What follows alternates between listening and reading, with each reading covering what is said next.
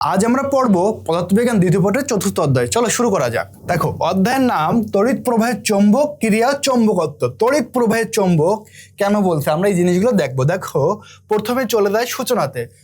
এখানে কিন্তু সূচনা ইম্পর্টেন্ট, ঠিক আছে? দেখো কি বলছে।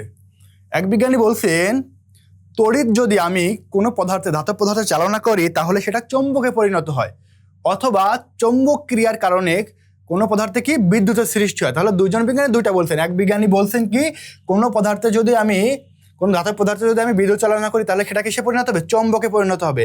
আর কোথাও চৌম্বক ক্রিয়ার কারণে কিসে পরিণত হবে? সেটা বিদ্যুতে পরিণত হবে। তাহলে দেখো বলছে, কোনো পরিবাহীর মধ্য দিয়ে বিদ্যুৎ প্রবাহিত হলে এর চারপাশের একটা চৌম্বক ক্ষেত্রের সৃষ্টি হয়, একে বিদ্যুৎ প্রবাহের চৌম্বক ক্রিয়া বলে। তাহলে কোনো প্রবাহের মধ্যে কি চালনা করলে? তড়িৎ চালনা করলে কি সৃষ্টি হয়? চৌম্বক ক্ষেত্র, অর্থাৎ চৌম্বকে পরিণত হয়। এটা কে বলেন? এটা বলেন ওয়ের স্টেট। কে বলেন? ওয়ের স্টেট। মনে রাখবা কিভাবে, ওয়ের অর্থাৎ ওয়ার। ওয়ার মানে কি? তার। তাহলে তড়িৎ প্রবাহ কিসের মধ্যে চালনা করা হয়? প্রবাহীর মধ্যে, তাই না? পরিবাহীটা কি? তার, তাই না? তাহলে তার, তাহলে ওয়ার, ওয়ের স্টেট মনে রাখবা। তাহলে জনকে ওয়ের স্টেট। এখন দেখো ওয়ের স্টেটের চৌম্বক ক্ষেত্রের ধারণা। আচ্ছা, ধারণার এখানে আমরা একটা জিনিস শিখে আসি, পরীক্ষা থেকে কি কি সিদ্ধান্তে আমরা উপনীত হতে পারি। পরীক্ষায় এটা আসে। দেখো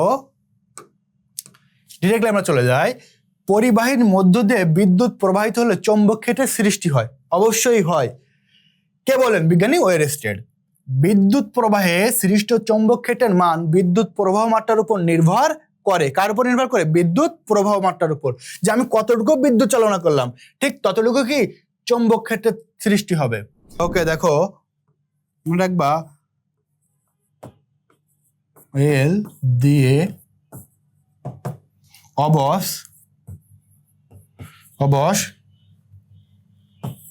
তাড়াতাড়ি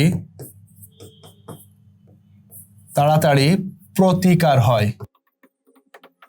দেখো কি বলছি, অয়েল দিয়ে অবশ তাড়াতাড়ি প্রতিক্রিয়া হয়। মনে রাখো অয়েল দিয়ে, ঠিক আছে?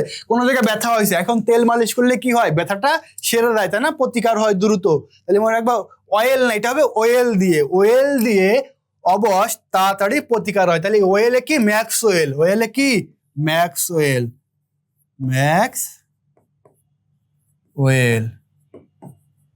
ম্যাক্সওয়েল কি? ম্যাক্সওয়েল। দেখো অতে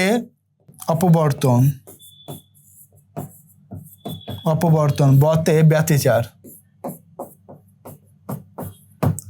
আর সতে সমবর্তন। তাড়াতাড়ি মানে তড়িৎ চৌম্বকীয় তরঙ্গ, তড়িৎ চৌম্বকীয় তত্ত্ব, ঠিক আছে? চৌম্বকীয় তত্ত্ব, ঠিক আছে? আচ্ছা, তাহলে দেখো আর প্রতিকার দিকে সেম জিনিস, সব জায়গায় আছে। প্রতিফলন প্রতিসরণ সব জায়গা আছে। প্রতিফলন আর কি প্রতিসরণ সব জায়গা আছে, ঠিক আছে? এটা কমন জিনিস। তাহলে দেখো অয়েল দিয়ে, মনে রাখবা অয়েল দিয়ে অবশ তাড়াতাড়ি কি হয়? প্রতিকার হয়। তাহলে এই অয়েল না, হবে ওয়েল। ওয়েল মানে ম্যাক্সওয়েল। দেখো দিয়ে তো হবে না কিছু, অবশ, অত অপবর্তন, বতে ব্যতিচার, সতে সমবর্তন, তাড়াতাড়ি মানে তড়িৎ চৌম্বকের তত্ত্ব। তাহলে তড়িৎ চৌম্বকের তত্ত্ব কে দেন? ম্যাক্সওয়েল দেন। কে দেন? ম্যাক্সওয়েল দেন। আচ্ছা, কি কি ব্যাখ্যা করা দেখলাম? প্রতিকার, প্রতিফলন, প্রতিসরণ, এগুলো ব্যাখ্যা করা যায়। তাহলে আমরা ইজিলি মনে রাখবো। আর একটা কি বাকি থাকে? চলো তো দেখি। আর একটা বাকি থাকে, দেখো আইনস্টাইনের কোয়ান্টাম তত্ত্ব।